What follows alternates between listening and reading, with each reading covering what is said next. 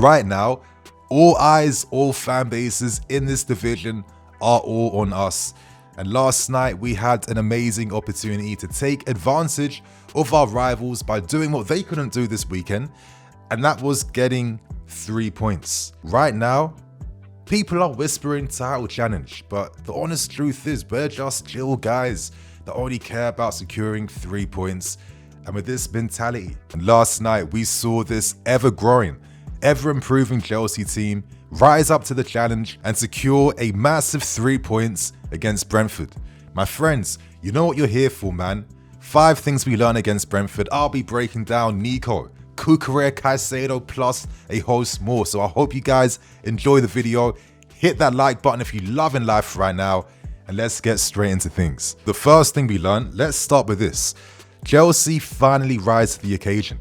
For the first time in God knows how long, not since we've actually really challenged for serious things in this division, we saw our Chelsea team take an advantage with both hands after all our rivals fell off this weekend. And with our rivals suffering a lot during this Christmas period, right now, everyone's paying attention to what is happening at Chelsea Football Club. And I have to say, this is a massive testament to Enzo Maresca and his coaching, but most importantly, his man management. It's been refreshing to see a manager rotating the squad. This has ensured that in December, there is freshness and we're able to maintain our competitive levels. For me, it's too early to talk about title talks, but later this week, I'm hoping to release a big collaboration video where we'll be discussing what can really happen this season. But right now, our focus and mentality on only thinking about securing 3 points on a weekly basis. It's working.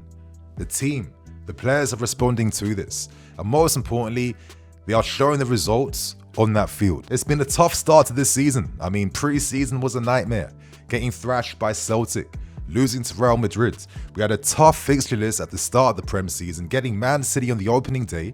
It was quite obvious from the start that a lot of time was needed for Maresca to understand the squad and for players to even understand the system and the approach this season. And it's Maresca's man management which is allowing us to navigate what has historically been a very difficult Christmas period for this football club. With all eyes on us right now, all we can simply do is keep our focus, play our football, and yesterday, as I've been saying throughout this season, before I can start talking about title challenges, I have to see answers to questions. And Brentford pose some of the most serious questions of this season. A team who are dangerous on the counter-attack, who have players in form who are notoriously difficult to play against, that are going to come there to park the bus and sit back and try to nullify our game. For myself yesterday, I wanted to see how are we going to react to this challenge. And boy, did we react in the most absolute perfect manner. Our incredible press absolutely suffocated and pinned back Brentford for most of that game. But most importantly, we found solutions against the deep block. How many times are we spamming passes through the lines, the needle stuff to open teams up? Under Maresca, he's shown that he's creating a team that is willing to play any type of football to get that result. And we were spamming crosses for fun, from deep areas, from the byline, cutbacks, 1v1 situations, shots outside the box. It was unrelenting how quickly we moved that ball with purpose to create these shooting opportunities, and in the end, it absolutely overwhelmed Brentford. Still though, this wasn't a 10 out of 10 game. We weren't perfect, and the fact that the final result was 2-1 when in fact our performance should have made this result closer to being 3-0, it does show that there's still a lot more work that has to be done. That's why Maresca's not gassing title challenge, even though he said the fans can at least dream about that. But even when things aren't going in our way now, we see a different reaction. We don't see a team that loses hope or loses the game. Instead, they fight back, they react. And even when Brentford scared us near the end by making it 2-1, look at the maturity we showed in controlling the game afterwards by time wasting, by doing the dark arts. I mean, this is a level of maturity that we just have not seen in this team over the last 2.5 years or longer. So listen, for myself, this win was massive last night. It reflects a changing of the guards, but I'm not going to be talking about title challenges because as I said, man, right now, our vibe is we're chill guys that only care about winning 3 points. For the second thing we learned, Nicolas Jackson just never gives up. Now, one thing no one can ever say about Nicolas Jackson is that he doesn't care and that he doesn't play with heart.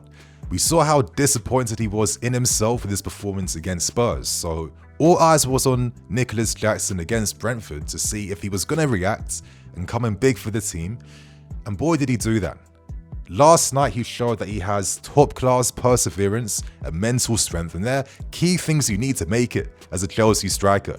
We're not the easiest for strikers at this football club. And one thing that Nico had in his favour was that Maresca ensured that Nicolas was going to be key to our victory based on how he was used tactically in that game against Brentford. By looking at the heat maps, there's a strong emphasis on movements in the channels, especially down that left side with how strong the red heat map zones are. He was also encouraged to drop deeper as well, which we saw even more of in the second half where Nico went on his customary deep carries to carry us up that field. Stats wise, Nico had 2 shots on target, 4 shots off target and 1 block shot. It's the most opportunities he's had on goal throughout the entire season. We saw a variety of shots that Nico was attempting. We saw his first bicycle kick of the season. We saw little half volley efforts from the left side, efforts from opportunities with headers, and efforts outside the box with curling efforts too. Nico was our key weapon to unlock Brentford. So the fact that he produced 4 shots off target, it reflects that this is still an exciting talent that has a long way left to go. We can't forget one of the misses, probably the biggest miss of our entire season, when Nico had an amazing opportunity to make it 2-0 early on in that second half after Sancho's excellent cutback in the box, after probably the best team move of the entire game, and Nico didn't convert. You saw Maresca's reaction, the team's reaction. That was the moment. One thing with Nicolas Jackson is he does not switch off mentally. He does not lose confidence in himself. And you need that perseverance if you want to make it at this level. That miss woke him up, and in that second half, as the game opened up, we saw Nicolas Jackson being more involved, receiving deeper, turning, carrying us up the field, which ultimately led to the biggest decisive action of that game, which was the final winning goal. And yeah, what a beautiful through ball in behind from Enzo Fernandez to release Nico, and then Nicolas Jackson with one of his most important actions. And for myself, the winner he scored yesterday was the type of goal he just was not scoring last year. He was not scoring last season. He couldn't do that. This winner shows in 4K the development and improvement in his game. And let's slow this goal down because Nicolas Jackson curves this run excellently. He goes 1v1 against Pinnock. We see him use a lot of quick steps to just close the angles down between himself and Pinnock. And in that moment, the most important action then is quick step, acceleration, and ultimately he takes his shots early. Throughout last season, Nicolas Jackson found himself in these areas but would never convert because he always overtook his touches. He didn't trust taking first-time efforts. It's been the most fundamental improvement in his game this season. It's why he has 9 goals, 3 assists in 15 appearances in the league. And for myself, that winner was kind of Thierry Henry-esque. Opens his body up, hits it first time, composed, side-foot effort away from the keeper, and the rest is history. I mean, the fact that when Brentford made it scary near the end, all of us were still hoping and wishing that we still had Nico on the field. It sums up his improvement and his rankings now in this team. And yeah, Nicolas Jackson, there's a lot more to come from this kid, man. I'm telling you. The third thing we learned, Cucurella was the hero and the villain. It's been a crazy week for Cucurella. Of course, it's 2 untimely slips against Spurs. And the fact that he came in big to score the first goal against us to break the deadlock against Brentford before finding himself picking up a second yellow. He's now suspended for the game against Everton. In my opinion, maybe I'm biased right now, but I thought this was incredibly harsh to be giving him a second yellow for that. I mean, come on, ref. The fact that we now worry about missing out on Cucurella in games sums up his incredible Rudiger-esque transformation within this team now. And last night we saw Cucurella at his season's best. 4 out of 7 ground duels, 3 out of 7 aerials, 1 key pass, 1 goal. He is the ultimate utility man down that entire left side of the field. Look at the heat maps. I mean, look how involved he is in terms of the positions he's picking up on the ball in deeper areas to help us progress in those interior lanes as well. He is the best second and tertiary option for his teammates because Cucurella, as I've been stressing a lot, he is blessed with that La Masia IQ. He knows how to be on and off the ball. When he's on the ball, pass and move, pass and move. He knows how to time the underlap, how to time the overlap, how to support his teammates in the areas they need to, so he can always play the ball forward. Having his energy and his intelligence down the left, it gives the possibility for Enzo Fernandez to also have the license to roam forward at times too. But one of the best parts about his game, alongside Moises Caicedo, is the engine they showed, because the intensity they played with literally means that none of your teammates can drop off. They were fundamental in our pressing master plan working against Brentford, because they were constantly pressuring Brentford up the field. They were constantly showing preventative action, nullifying and killing the Brentford counter-attack before it could even come to life. I'm really stressing how Cucurella understands where to be and how to move on the field. I mean, how often is Sanchez just playing a pass out wide to the left? Because he knows Cucurella is always going to be there. Even the goal that he scored yesterday, the opening goal, he finds himself in between Brentford's defense. He trusts his technique, because this is a player that can play in any position on that field. And it's an excellent goal. Beautifully directs that cross away from the goalkeeper, bottom left corner. What a way to break the deadlock. It might sound a bit mad what I'm about to say, but with the mentality, and I stress that word, mentality, that Cucurella shows on that field, with how he carries himself, the intensity and the challenge, it is reminding me a little bit of what I used to see from Ashley Cole as a kid. So that's probably the best type of compliment I can give Cucurella right now.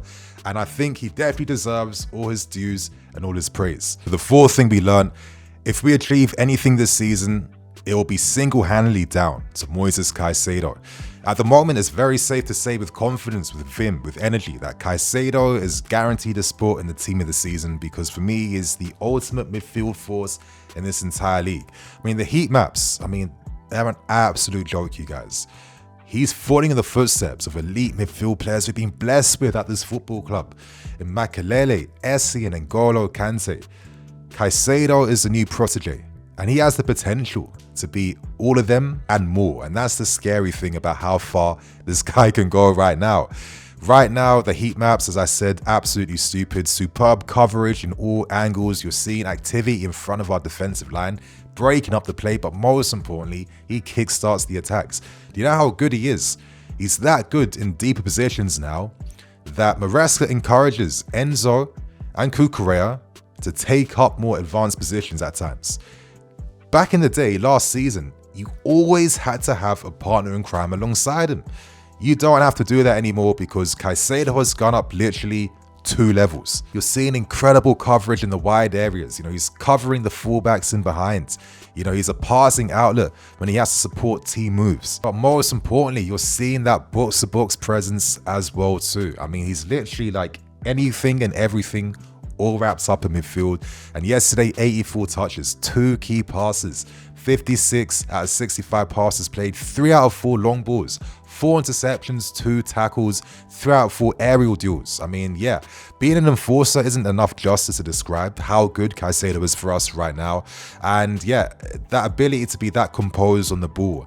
For myself, the IQ, I love the IQ, man. He moves the ball in the right time, at the right speed, at the right flow. He's constantly releasing runners forward. Look at the winner we scored. That came from Moises breaking the play up, releasing the ball to Enzo, who did the rest, and Nico then converting with a beautiful finish right near the end. And on top of that, I always stress that this guy not only is an enforcer, but he's also like our playmaker from deep too. He is not afraid to play balls over the top. Look at that pass he did to unlock Nico down the left-hand side. Look how he tries to quickly find wingers in overload situations to speed up our attacks. But I think one of my favorite things about this game personally is that every game now, you're expecting a Caicedo cruncher. A ruthless, controlled aggression we're seeing from Caicedo, where he just wins the ball back in such a fair, disrespectful manner that instantly is going to make hearts drop for the opposition. Wow. This guy used to be a liability for us last season. I'll do a separate video just discussing his journey, but we can't forget that there were areas he had to show improvements in. And a lot of times he'd keep this team under pressure by giving away poor fouls at the wrong time. Is he doing that anymore? Do you ever see that anymore? For me, if we do anything big this season, it will come down to one man, and literally one man only. And for me, that's Moises Caicedo, who I think is currently the most important player in this team. even over Cole Palmer. And for the final thing we learn, is it time that we start to trust Robert Sanchez? Now, one of the weakest links in the team, an area in our team where most of the fan base feels like a world-class option, upgrades us and takes us to that next level, is in goal. But after seeing many players transform in a short amount of time, Caicedo, cucurella, and many others, I'm now thinking to myself, should I be learning from these lessons now and applying that same type of patience to Robert Sanchez? Because you could argue he probably had his best game this season, and it's not the first time I've said something like this throughout the season. Yes, he has that bozo moment. Yes, he does make a mistake. But ultimately, the good he's produced this season is outweighing the negatives. And I think yesterday, he really showed that if there was any game to prove he has promised to be like a leading figure in goal in this league, yesterday's game was proof and an example of that. He made 3 big saves for us. The first save comes in the first half, against the run of play, Brentford, rare counter-attack, cut-back cross inside the box, and then Robert Sanchez's caught into action, point-blank save. And near the end of the game, 2 more crucial saves. The key save from Norgaard's effort, which he tips over the crossbar expertly. That was the big moment to not allow the equalizer, which would have changed the entire complexion of that game. And ultimately, in the end, he shows confidence coming out his 6-yard box to close down a potential 1v1 through on goal. But it wasn't just the big saves. It was everything else around his game. And for myself, there's 2 things I want to see from the best keepers playing for the best teams. Number 1, what is your temperament like when you're not being called into action every 5 minutes? Because a lot of times, you're not going to be tested on goal. How do you react after 20 minutes where you've been inactive? Are you still going to maintain that level of concentration? If there's an area that Robert can still improve upon, it's definitely this area. But technically, I can't really criticize this game too much, because another thing that he showed yesterday, which I feel top keepers have to display, is the game-changing moments. Are you going to make that crucial save? And importantly, are you then not going to feel happy for yourself? Are you going to then do the move that kickstarts the attack on the counter-attack? I've always seen the best goalkeepers do that. And yesterday, Sanchez did this in abundance, especially with his very good long throws to kickstart moves, finding guys in optimum areas. But honestly, Robert Sanchez, as I'm saying, should we have a little bit of patience to see what this guy can do? Because if there's one thing that I feel that he's best in the league at, he's got the best hands. I mean, if this guy was a basketball player, or if he does that on the side, it would not surprise me, because he's single-handedly being the defining weapon that's kind of stopped teams now beating us from set pieces. I mean, he is that good at catching crosses. He can't be bullied physically. He's that confident he'll step out anywhere in the box with these high claims, and he single-handedly stopped teams from flooding our 6-yard box to put pressure on us. That is something that I can't ignore, considering we conceded many cheap goals over the years from having keepers not that confident in these areas. Right now, the challenge for Sanchez is to continue this. This season's been a solid season. He's not been a flop. He's not been bad. It's been a step up from last season. Can he now push on, and can he stake this #1 spot at our football club? So my friends, they're all the 5 key things we learned yesterday. Of course, it's a very exciting period at this football club, and I want to reflect the excitement now with a lot of videos I've got planned throughout the month of December. So make sure you guys are locked in on Blue Lions TV, man. Show us some love, hit that like button, share the video, and of course, share your opinions as well. Always important. I'm Nini FC, this is Blue Lions TV.